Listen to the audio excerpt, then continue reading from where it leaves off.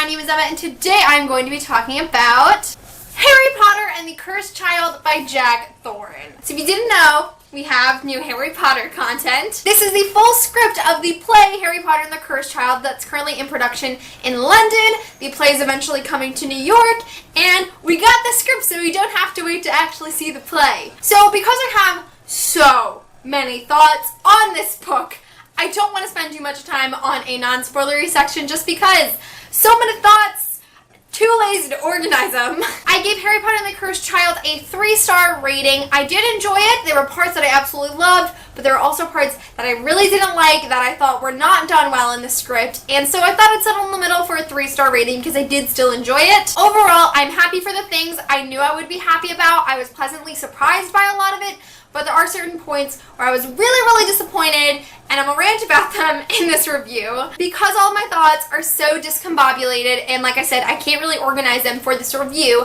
I do have a review on Goodreads where all the spoilers are hidden, but it does have some visible non-spoilery thoughts. So if you haven't read it, check out that Goodreads review. It'll be linked below, but for now, we're going to start talking about the content of this book, which I'm really excited to do, so bye non-spoiler people! Okay, so if you didn't know, throughout my reading experience of Harry Potter and the Cursed Child, I was live tweeting all of my reactions under the hashtag emmareadstcc on Twitter, so if you want to see like my in-the-moment reactions, I'd recommend going to check that out. So this is basically my notes for this video, and I normally script my review, so we're just going to be like yelling about all the things that happened, because all of this is just caps lock. First thing I do want to say is I was really happy that it started off right at the epilogue at the end of Harry Potter and the Deathly Hallows. This is something I didn't even know I wanted. It's something that I didn't even think that they would start to do. I didn't really imagine where the plot would start, but I'm really happy it ended right at the end of Harry Potter and the Deathly Hallows. I just thought it was a good executive decision. I thought it meshed the two stories really well together and put the times in perspective, and I really enjoyed reading it a second time. One of the first things I did not like that luckily did improve as I was reading was in the beginning, the pacing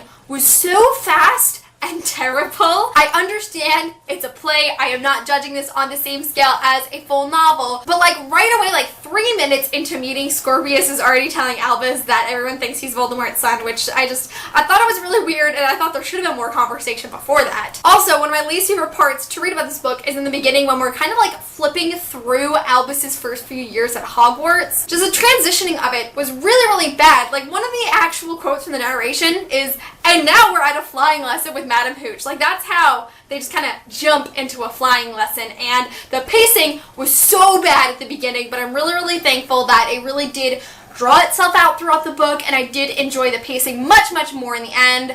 Another thing I really didn't like from the beginning of this book is how Albus treats Harry. All throughout the beginning of the book, Albus is just so disrespectful and rude to Harry. Harry is making every effort to connect with his son, to make his experience at Hogwarts better, but Albus is so resentful of being Harry Potter's son that he doesn't care and is really horrible to Harry. The scene where Albus mocks Harry for his childhood, for his parents dying, which was not his fault, and the Dursleys abusing him, which was also not his fault. He literally sits there and makes fun of him and is like, "Oh man, Harry Potter, the poor orphan." So infuriating. And I understand Harry said some really not nice things in that conversation as well, but all throughout this time period, from the beginning of the book to that moment where Albus is making fun of Harry and Harry kind of revolts in not the most positive way, Harry is patient and understanding and trying to be helpful and offer advice, and Albus is so resentful, and it made me so angry. People are like, "Oh, Albus is a kid, he doesn't really know what he's saying," but Harry outright says, "You know how to get under my skin, Albus,"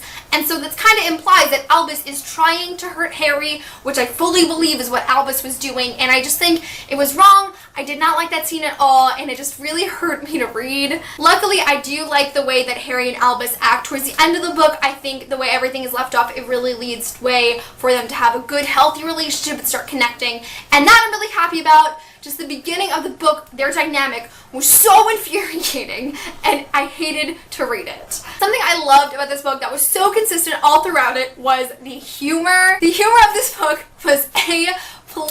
I wasn't expecting to enjoy these jokes as much as I did, but I think every intentional joke there was, I was like howling with laughter. I have a few lines that are my favorite that I would like to read. I love the line where they're talking about how Scorpius is possibly Voldemort's son, and he's like, "It's probably rubbish. I mean, you have a nose." When Hermione and Harry are together and she's like, "You're bleeding." don't worry, it'll go with the scar. Like, that's something that would come out of Hermione's mouth, and I loved it. Another hysterical line that was so true to characters, and I'll talk about characters in this whole thing in a minute, is when Draco and Harry are dueling, and Draco is like, keep up, old man, and Harry's like, we're the same age, Draco, and Draco's like, well, I wear better. We have the scene where Ron is like trying to suggest to Hermione that they renewed their marital vows, but he's doing a really bad job of it, and so Hermione's like, if this is your way of saying you want a marital break, Ron, then to be clear, I will skewer you with this quill. They're so perfect. I love it so much. Scorpius and Albus are two characters I'm really, really excited to talk about, but there's this really great moment where Scorpius says, if I had to choose a companion to be the return of eternal darkness with, I'd choose you. And I'm just like, aww.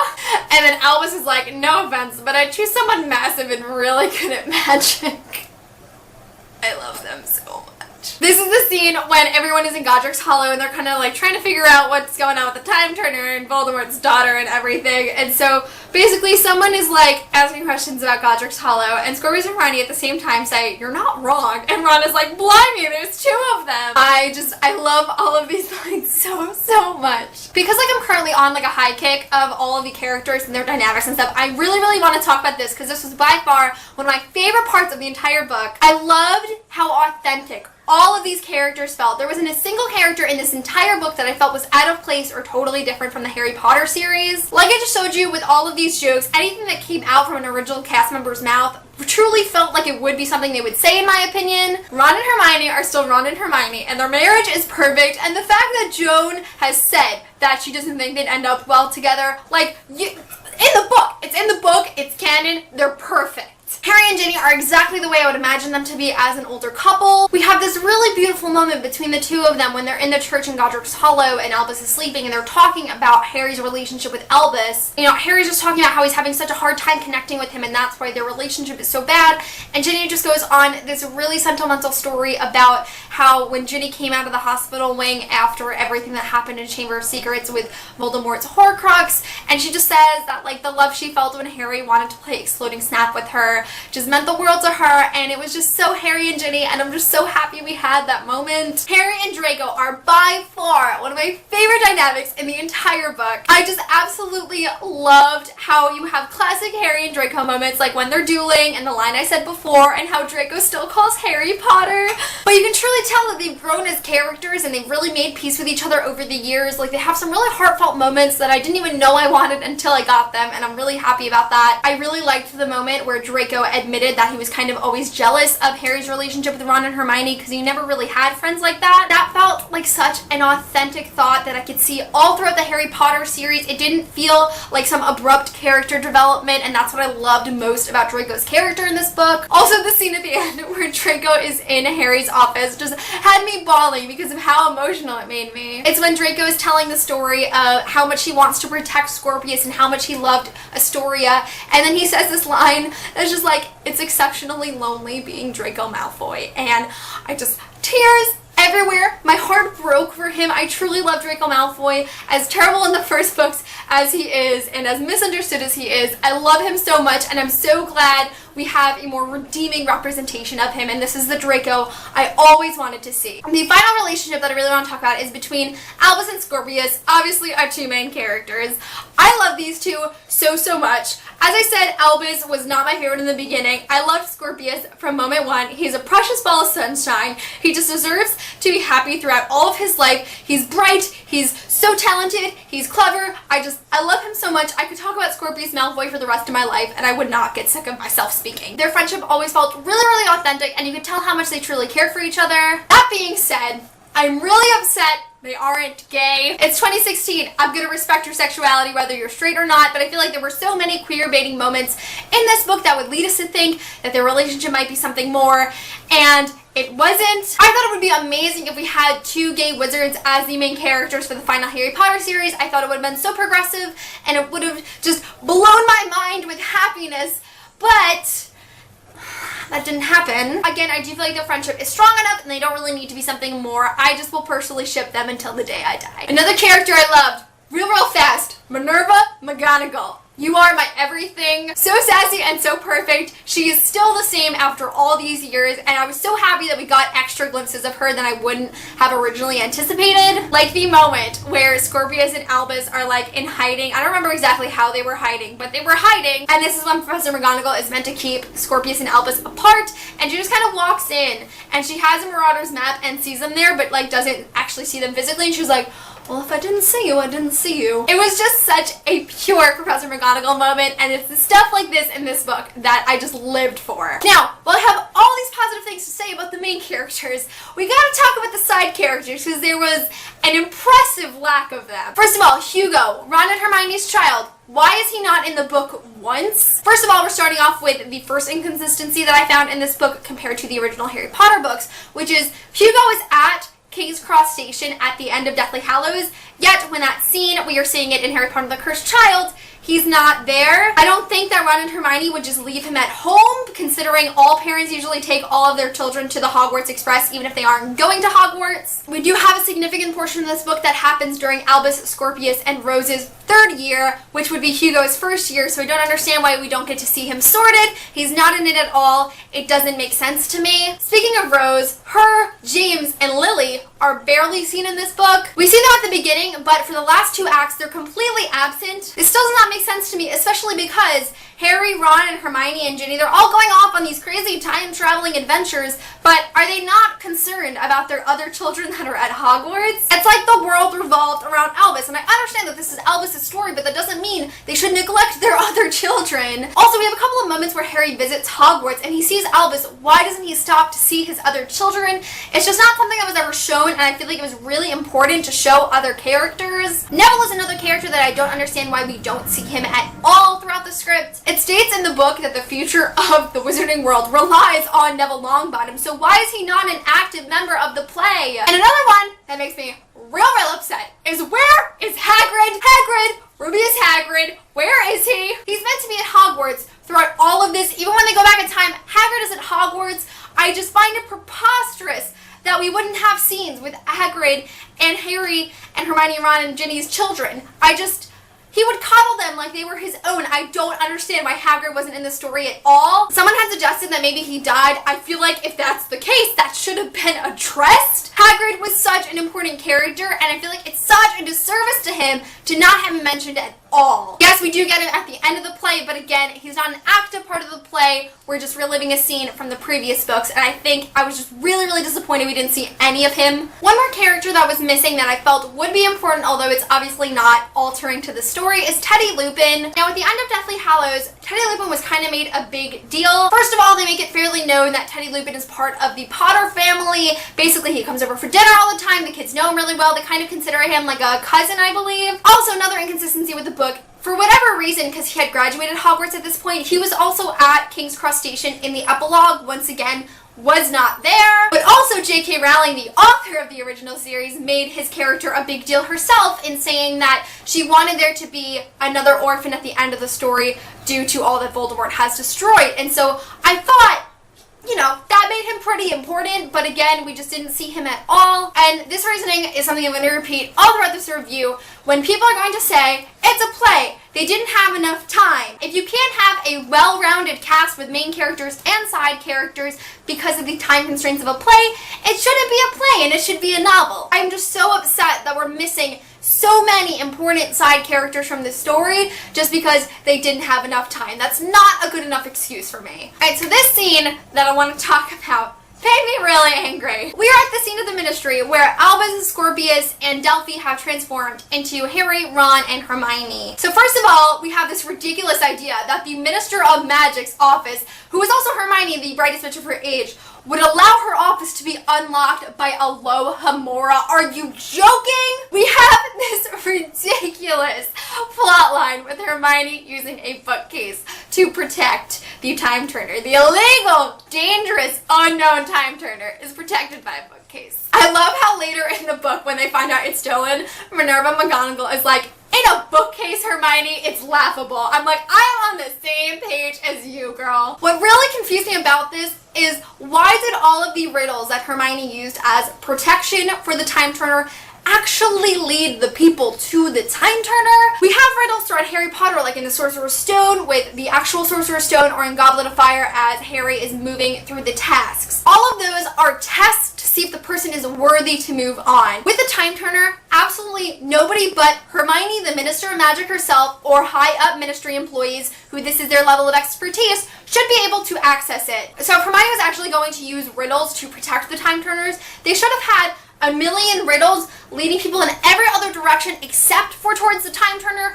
yet each clue they got moved them closer to it. Hermione knows where the time turner is, so it's not like she would need to go through this whole scavenger hunt to access it every single time. It just made no sense. There's no reason that every obstacle to protect this highly dangerous object would actually lead the person to it. I was just so disappointed that this is what they have to show for protecting an illegal time turner. It was just ridiculous to me. It made no sense. And I was so angry reading that scene. Despite there really being no logic around this scene, which made it pretty unbearable to read, I am really interested to see how it's executed on stage, because obviously it's not a movie. They can't edit in effects later. Everything has to be done on the stage. So I'm very curious as to how they make a bookcase swallow 3 children live. I've heard from reading reviews of the play that the special effects on stage are fantastic. So I think it can be done really, really well, and that's something I definitely want to see in the future. So there are 2 things in this play that I am so satisfied with. I am so happy they were kept in. They needed to be addressed. They were addressed. Color me entirely satisfied beyond belief. The first of which being Harry actually suffering from the trauma of his childhood. I have been saying for years that there was not sufficient enough evidence that Harry was abused. He never suffered from any kind of PTSD in the books other than being surprised when people were nice to him, and it felt super unrealistic to me. Although I hate seeing Harry in pain, I'm so glad we finally get some flashbacks and dreams about how horrible his life was with the Dursleys and watching him cope with it. It was absolutely necessary, and I'm so happy we finally touched on it. The second of those being Harry confronting Dumbledore. Let me start off by saying, I love Albus Dumbledore. I know he made some questionable actions in the books, but ultimately I thought he was a great wizard with a good heart. That being said, this whole idea of him raising Harry as a pig for slaughter, it's still something that happened, and Dumbledore kept a lot of information from Harry over the years, and he yells at him, he lays it all out on the table and tells him what he did wrong, and Dumbledore is finally forced to answer. And I just thought it was so necessary. I'm so happy it happened. These are the types of things that I wanted from Harry Potter and the Cursed Child, and I'm really, really happy they were finally given to me. Those 2 things were just so important to me as a reader, and this is exactly what I want extra content to be. I want it to be fulfilling all the things that couldn't be fulfilled in the books. Alright, so while there are a couple of really, really big problems in this plot, there are a few things that boggled my mind just as much. One of those being the trolley lady. Listen, I don't know whose idea this was, but it was just fucking ridiculous. I can't understand why this was put into the book. We are in a gigantically complicated magical system. I'm sure somebody could have came up with a better barrier that would prevent Albus and Scorpius from jumping off the train that was much more effective. While I was reading it, I was just imagining this old little trolley lady just pushing her trolley full of sweets on top of the Hogwarts Express like, "You're never allowed to leave the Hogwarts Express." It was weird. You can't deny it. It was so weird, uncalled for. I couldn't even laugh because it was so cringeworthy. Another one of these giant what the fuck moments happened when Albus, Delphi, and Scorpius arrive back in time at the first Triwizard Tournament task. This is their first attempt at trying to make Cedric survive the Triwizard Tournament, where they take his wand using Expelliarmus during the first task. And so Albus asks if Delphi is sure that the dragon won't kill Cedric. Her answer to that is, this is Hogwarts. They'd never let anything happen to their champions. Do you not realize that you are there right now, back in time, at the Triwizard Tournament, because a champion died? Where is the logic? I don't know. I can't find it. Another moment that is really insignificant that really got under my skin is at the very, very end of the novel. This is when Harry and Albus are talking. They're finally connecting and opening up to each other, and it's like the very last scene. And Albus is talking about how he wanted to kill Delphi because she killed Craig. And he says, maybe that's the Slytherin side of me. And that really bothered me. We have this entire script that, to me, felt like we were finally proving that Slytherin aren't bad people, and they're clever, they're brave, they're loyal, they're all these other things, and it's not just evil people that are in Slytherin. and we go back and apparently murder is a Slytherin part. Albus wanting to kill Delphi because he killed his friend has nothing to do with his Hogwarts house. It has to do with him being a human and feeling anger and hurt. It was just so upsetting to me that we had broken all those stereotypes about Slytherin being evil. All of a sudden, it just comes full circle and we're still reinforcing this fact that Slytherin are evil people. Don't know why anyone thought that was a good idea to include at the end of the story. Like, I think that whole line should have been cut out and the story would have ended perfectly. I'm just really upset that murder is still being seen as a Slytherin trait. One thing I was surprised that I liked, which I will talk about later because essentially this time turner plot is fucking ridiculous. After they have changed the Triwizard Tournament and they go back into real time, everything starts to change very slowly, and I thought it was done so well in the script. Harry is furious and he's going off about how Scorpius is a dark cloud and how Albus isn't allowed to see him and how he has to spend all his time in the Gryffindor common room. And I'm like, Harry Potter, I get you're famous and all, but you can't just change the housing system. Like, I'm pretty sure he has to stay with Slytherin. And me and Albus are on the same page here, and Albus is like, Dad, what are you talking about? I'm in Slytherin. And Harry goes, you know what house you're in. And I'm like, okay, understand. Dad trying to make his son feel like he's a good person and in Gryffindor and brave and whatnot. And then I get to the next page, which is just absolute chaos. I'm like, oh my god. The transition of the changing timeline was done so well. That being said, this whole new timeline thing made me really uncomfortable. Ron is married to Padma Patil. Hermione is the Defense Against the Dark teacher, and she's a raging bitch. And I hated reading about that. I was like, ew, get this away from me. It was weird. First of all, let's talk about the actual time turners in the books. These little beauty, awesome little things here. A time turner is virtually an encased hour reversal term. So when you twist it, you can go back a few hours. All throughout the 7 books of the original Harry Potter series, the time turners work on a fixed timeline. Now, before I get into talking about timelines, because this can get really confusing, I will link a video from Charlie McDonald that he made a couple of years ago talking about the different kinds of timelines there are and time travel and what the consequences are, because I think it really explains it very, very well, and he uses Harry Potter as a reference for this one. A fixed timeline, which we see in Harry Potter and the Prisoner of Azkaban, means that the time traveler's actions have no impact on the actual timeline. It's all based on the time traveler's original idea to time travel, if that makes sense. Like I said, Charlie McDonald does a way better job at explaining this than I do. Perfect example of how this works is at the end of Prisoner of Azkaban when Harry uses the Patronus charm to guide away all of the Dementors. Harry says to Hermione, it was easy because I've already done it. That's a fixed timeline. Harry Potter and the Cursed Child, some reason, does not follow a fixed timeline all of a sudden. Harry Potter and the Cursed Child follows a grandfather paradox sort of time, which we see very clearly in things like Back to the Future. This means that time travelers can go back in time and change things, and it will create an alternate timeline and basically change history. Why on earth this was able to be the main plot of the books makes no sense to me, because it's so inconsistent with the method of time travel we have been using for 12 years in this world. And I'm not saying that a fixed timeline is absolute. There are obviously mistakes that can happen. For example, Hermione says in Prisoner of Azkaban, if you were to run into your past self, you might actually end up killing your past or future self, creating a paradox, changing the world. But even with that fact, there is no evidence of the fixed timeline in Harry Potter and the Cursed Child. It doesn't make sense. I don't understand it.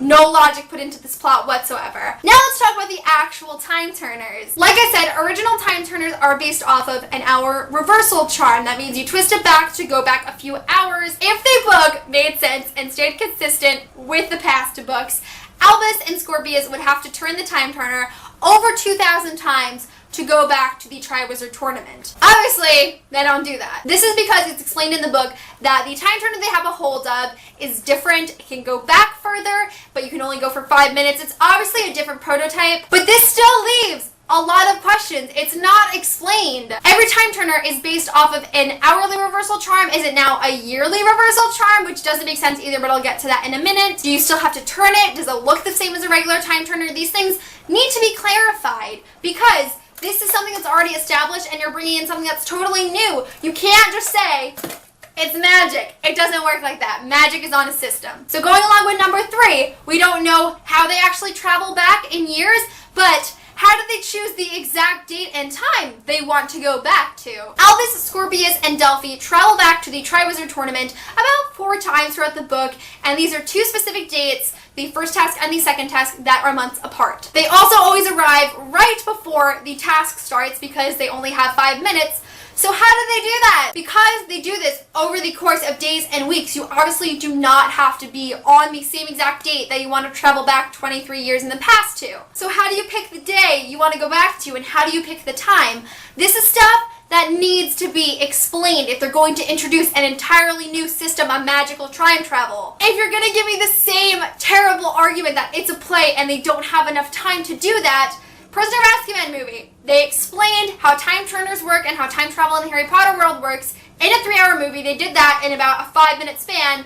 Tell me why they can't do it in a 3-hour play. And the final thing I have to say about time turners is something that Jo has said herself 3 years ago on Pottermore. If you want to read the actual article that I read, I'll link it below. Jo basically admits that she made a lot of mistakes while creating the time travel system for Harry Potter, and throughout the books, she decided to fix it in her own way. While she explains a few different steps she took to rectify that problem, which is something that all authors should do, and I'm really happy she tried to do this, is her final solution was to destroy the entire Ministry collection of the Time Turners in the Battle of the Department of Mysteries in Harry Potter and the Order of the Phoenix. That's what authors should do. She was like, hey, I messed up. Let me fix this in a natural way. It happened. It was great. That's what you should be doing as an author. But it really makes me question why she would approve a script that the entire plot is based off of a mistake she tried to erase. This plot does not exist without butchering the entire system of time travel and how time turners work in the Harry Potter series. So I just don't understand why she would be like, oh yeah, let's do it, whatever. It doesn't matter that I tried to erase it. Being brutally honest, it makes me wonder how genuine that approval really is, how much input she actually had. I don't understand where anything went with that. One thing that really made me question a lot of this book and its characters is when Scorpius is in this new timeline where he's the Scorpion King and everything, and he goes to Snape, who is still alive, to try and help him fix the time. And so the way that Scorpius gets Snape to help him is he says that he knows about Snape's love for Lily and that all the time he was a hero, he was protecting Harry because he loved Lily. And this created a lot of problems for me. To me, this implies that Snape's love for Lily is something that is well known among wizards if a 13-year-old wizard knew it. Based on the fact that we never see Scorpius actually learn about this, whether Albus told him, whether Draco told him, we never know how he learns that Snape loves Lily. So generally, I just kind of have to assume that everyone knows this, which makes me really upset. I just don't like the thought that everyone knows about that. That is an intimate detail of Snape's. And with Harry, Dumbledore, Ron, and Hermione being the only 4 people that we know to have known this, and I'm sure that Harry told Ginny because obviously he wanted to name his child after Snape, there's a very select amount of people that originally knew about this. And honestly, I can't see a single one of them making that detail public. I would like to think that all of these characters have enough honesty and integrity in them to not disrespect Snape's memory like that. If Albus knew and Albus told him, great, that's fine. It's not touched upon, and it just makes me feel like everyone knows this. Everyone in the wizarding world can know that Snape saved the day and that he was always protecting Harry and was a double agent for Dumbledore. Everyone can know that without knowing his motives behind it, and I think his motives behind it are something that should have died with him. One thing that satisfied me to know, and that is something I didn't even know I wanted until I actually got it, is Snape is moved by the fact that Harry named his child after him. I just never thought about how Snape would feel about it, and the fact that we get to see Snape and it actually says Snape is moved by this just really hit me hard. And although I hate Snape, I think he's a very abusive character. His heroism at the end does not justify the decades and decades of hurt he caused for people like Lily and Harry and Ron and just everyone in the series that he basically touched, he hurt, and I can't justify that by him being a hero in the end. I'm just so happy that it actually means something to him and he's not just dismissing it because it's a Potter. I'm just so happy I got this, and I'm even happier that I didn't know I wanted it and Harry Potter and the Cursed Child gave it to me. That's another thing. I'm so happy about this book. It did a lot of those things for me. So we get into this plot with Delphi. Delphi was a shady character from the beginning. I actually knew her plot line because I had already seen summaries of the book. So I knew that she was evil and that she was going to turn everything around. I wasn't surprised by it. I think Even if I wasn't spoiled, I would not have been surprised by it just because very obvious from the beginning that she was a shady character. Despite thinking that most of this plot is absolutely ridiculous, there are a lot of moments that had me going like, wow, what the fuck is going on? The first being that Albus is the unseen child who is meant to kill his father. I was just like, oh my god, this just brought this book to a whole nother level. Again, I knew a lot of this plot beforehand, but these moments just totally shocked me, and it was what I wanted from the ending of this book. I was also freaking out when everyone thought that Delphi wanted to kill Harry before killing Voldemort. I was like, oh my god, what's gonna happen here? It turns out that she doesn't want to kill Harry, and she just wants to stop Voldemort before he can kill Harry, and I'm just like, my brain is on fire. I can't control all of these feelings. It's these little plot twists that I really, really enjoyed that just had me going like, whoa, what is going on here? I can't handle this. That's what I really, really liked about some part of this book. So despite my hate of this whole time travel plot in this book, one thing that I did thought worked really, really well for the system they just out of nowhere decided to use was Albus's idea to write a message to Harry on the blanket because he knew that Harry would want to see it tonight. I just thought the whole idea of Albus remembering that he spilled the love potion on the blanket and then knowing that Harry would go and get the blanket to be with it on Hallows Eve despite Ginny not wanting him to be in there, and then thinking to write a message in whatever ingredient reacted with the love potion was just genius to me. Again, although I hate the time turner plot of this book and this entirely new flexible timeline, I think that this moment worked really, really well for that timeline. See, so I can recognize issues, and I can also say this worked with it even though I don't agree with the foundation of it. We get to my favorite part, when Hermione is confirmed. We have this scene when everyone's getting ready to confront Delphi, and Draco goes, Hermione Granger, I'm being bossed around by Hermione Granger. He smiles, and I'm mildly enjoying it. What? Hermione confirmed, Hermione confirmed, Hermione confirmed. My heart was fluttering. I was flushed after all these years. It was confirmed. So we get to another really, really illogical and annoying part of the play. So I was already not feeling this whole Voldemort has a daughter thing as soon as it was mentioned, but we find out that she is the love child of Voldemort and Bellatrix Lestrange. I think a secret reveal of something that was going on in the first 7 Harry Potter books, but not mentioned to the cursed child, could have been great. It could have been a fantastic asset to the script and this final 8th story, but this is what we get. Listen, going back in the timelines, Delphi says she was born before the Battle of Hogwarts. Now, in Harry Potter and the Deathly Hallows, we see Bellatrix twice in that book at least. We see her in July at Malfoy Manor, and we see her again in May, right before the Battle of Hogwarts, when Harry has broken into Gringotts and they get captured. That's an 11-month span. So, conveniently, Bellatrix got pregnant, carried her pregnancy to term, had a baby, and hid the child in an orphanage within those 11 months. That is just way too convenient for me. I'm sorry, that timeline is just so slim, and I just refuse to believe that this actually happened. Let's just remember, this is the second coming of Voldemort's prime. Death Eaters are constantly together.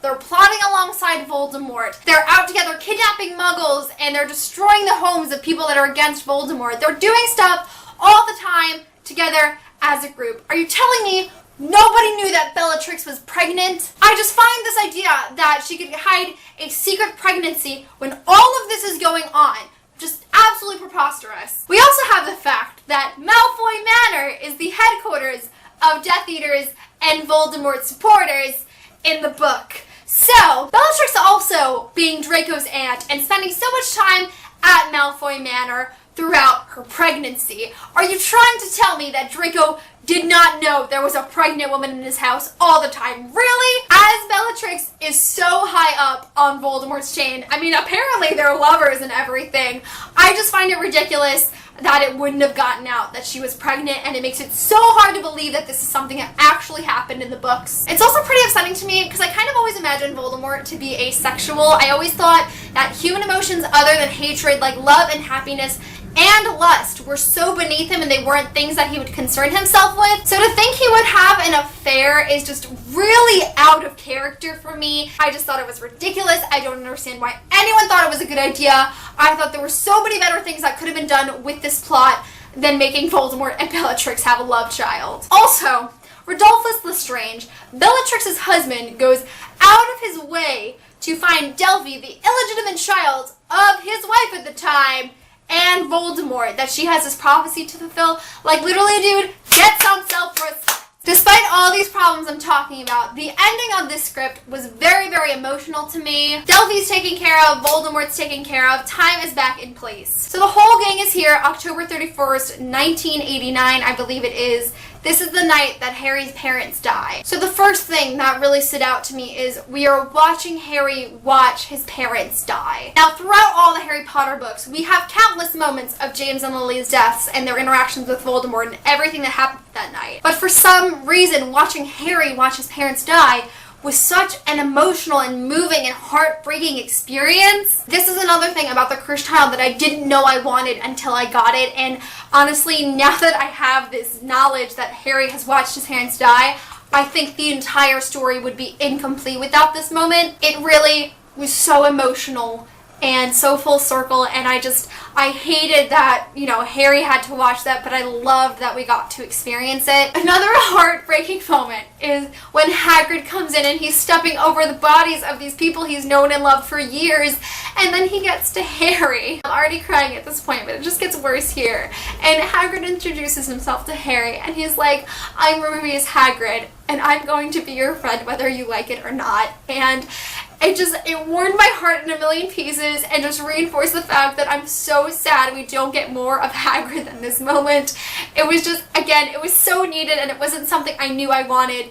And I'm really thankful that the Cursed Child gave me moments like this. I'm really emotional, and I loved that ending so much. It was the perfect way to end it, in my opinion. I think I want to end on a good note, because despite all of these issues that I had while reading it, I still thoroughly enjoyed it. I'm glad we got Harry Potter and the Cursed Child. I'm glad we got another book. I'm glad we got to see things from Albus's perspective, and I'm glad we got to see Harry and Co. as adults. I'm glad Harry Potter and the Cursed Child satisfied a lot of parts of me that I wanted from the books but didn't get until now. I'm glad it surprised me with things I didn't know I wanted until I got them. I am disappointed with a lot of the logic of this book. I am disappointed because I feel like it was way too underdeveloped to be put on as a play, and I will stand by my thought that this should have been a novelization of the play. And I don't want anyone to think I'm saying this because I'm entitled as a reader and a fan and that I deserve another book by J.K. Rowling. I just think for this specific story, it would have done much better in a fully developed novel where they could have explored the plot more, they could have answered more questions and explained more things, and we could have seen more of a wider cast. Had there been a different story and play format, maybe it would have been different, and maybe I wouldn't be saying that. I just think the particular story of Harry Potter and the Cursed Child, as it is, definitely needed more room to grow, and you can't do that on stage. This review is a million years long. I've been filming here for about an hour and a half. I'm exhausted. I don't know who's still watching, but if you're still here with me, thanks for staying. That is really it for my review of Harry Potter and the Cursed Child by Jack Thorne. I would love to know your thoughts in the comments of this video, so please, let's discuss it. What did we agree on? What did we disagree on? What did I forget? I want to know everything. I'm so happy to be back in the mindset of Harry Potter. I'm so happy to be back discussing new content of our favorite series of all time. But that is it for this video. Thank you guys so much for watching, and I will see you soon for a new one. Bye!